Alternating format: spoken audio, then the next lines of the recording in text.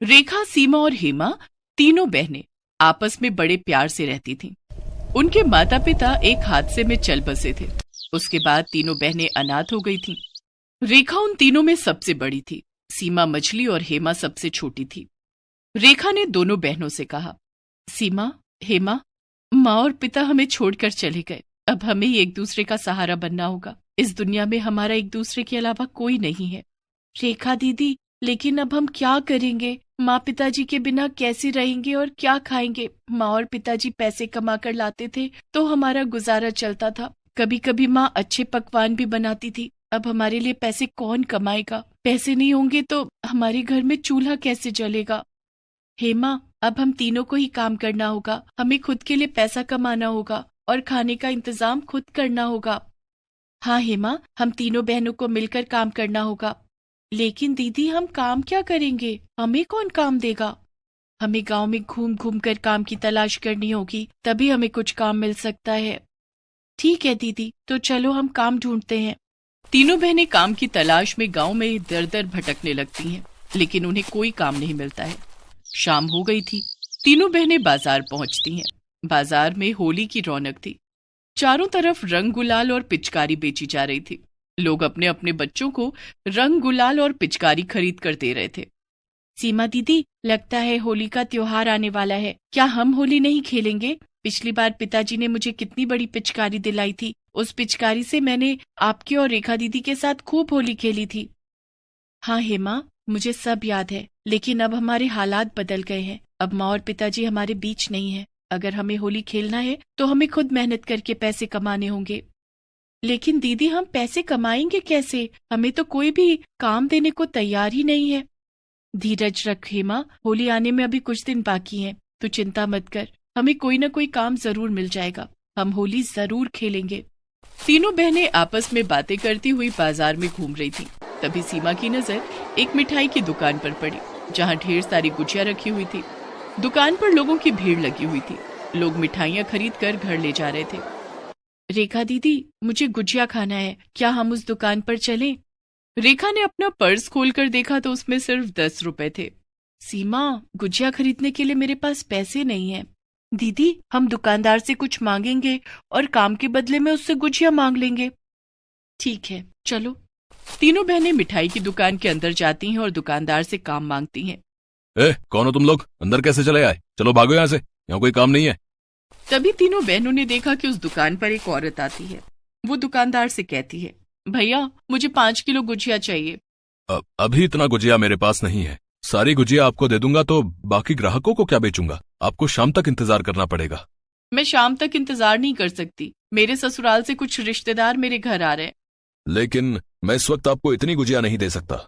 तभी रेखा को याद आता है कि माँ ने उसे गुजिया बनाना सिखाया है। आंटी, अगर आप कहो तो हम तीनों बहनें आपके घर चलकर 1 घंटे में सारा गुजिया बना देंगे। क्या तुम तीनों 1 घंटे में 5 किलो गुजिया बना दोगे? हाँ आंटी। ठीक है, चलो मेरे साथ। वो औरत तीनों बहनों को लेकर अपने घर की ओर जाती है। रास्ते में उसने गुजिया बनाने का सामान भी खरीद लिया। उसके घर पहुंचकर तीनों बहनें गुजिया बनाने में जुट जाती हैं और 1 घंटे में ही तीनों 5 किलो गुजिया बनाकर तैयार कर देती हैं। अच्छा आंटी, अब हम चलते हैं। बेटी, तुम लोगों ने मेरी बड़ी मदद की है। मेरे रिश्तेदारों के सामने मेरी नाक कटने से बचा लिया। ये कुछ पैसे रख लो। नहीं आंटी, हमने तो आपकी मदद की थी, पैसों के लिए ये सब नहीं किया। हम आपसे पैसे नहीं ले सकते। तुम तीनों कितनी भली लड़कियां हो। भगवान तुम तीनों की मदद करेंगे। तीनों बहनें वहां से चली जाती हैं। तीनों अब अपने घर की ओर रास्ते पर चल पड़ती हैं। रास्ते में उन्होंने देखा कि एक कार आ रही थी और सड़क पर एक बड़ा पत्थर रखा हुआ था। रेखा दीदी, अगर वो कार इस पत्थर से टकरा गई तो उसका एक्सीडेंट हो सकता है। क्यों ना हम तीनों मिलकर ये पत्थर हटा दें? हाँ चलो, पत्थर हटा देते हैं। तीनों बहनें बड़ी मशक्कत करके वो पत्थर हटा देती हैं। तीनों बहनों में एक खास बात थी कि तीनों बड़ी फुर्तीली थीं। तीनों ने मिलकर उस पत्थर को हटा दिया और वो गाड़ी वहां से आसानी से गुजर गई। तीनों बहनें आगे बढ़ती हैं। तभी उन्हें रास्ते में एक बूढ़ी अम्मा दिखाई देती है जो सड़क के किनारे बैठी हुई थी। रेखा दीदी, वो देखो, वो तो श्यामा काकी हैं, हमारे मोहल्ले में ही रहती हैं। हाँ, लेकिन वो इस तरह सड़क के किनारे क्यों बैठी हैं?